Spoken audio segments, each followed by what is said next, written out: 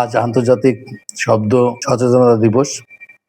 আমাদের সকলের উচিত আমরা যান্ত্রিক যে আওয়াজ, যে গাড়ির হর্ন, বিভিন্ন ধরনের মাইকিং সবকিছু থেকে যে শব্দটা দূষণ হয়, সেই শব্দ দূষণ থেকে নিজেকে রক্ষা করা এবং পরিবেশকে রক্ষা করার জন্য সকলেরই উচিত আমাদের নির্দিষ্ট কিছু স্থান যেমন মসজিদ, স্কুল, কলেজ এবং বিভিন্ন প্রশাসনিক ভবনের আশপাশে জরুরি প্রয়োজন ছাড়া আমরা জানি হর্ন না দিই বা উচ্চস্বরে মাইক না বাজাই।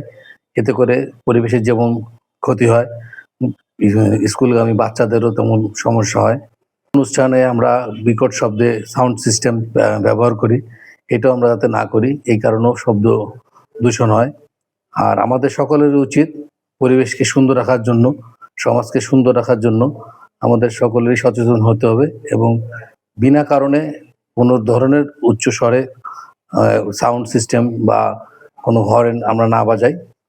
এতে করে আমাদেরও মানে ভালো হবে, পরিবেশের জন্য ভালো হবে, আমাদের যারা ছেলে মেয়ে আছে তারাও সুস্থভাবে থাকতে পারবে। ধন্যবাদ।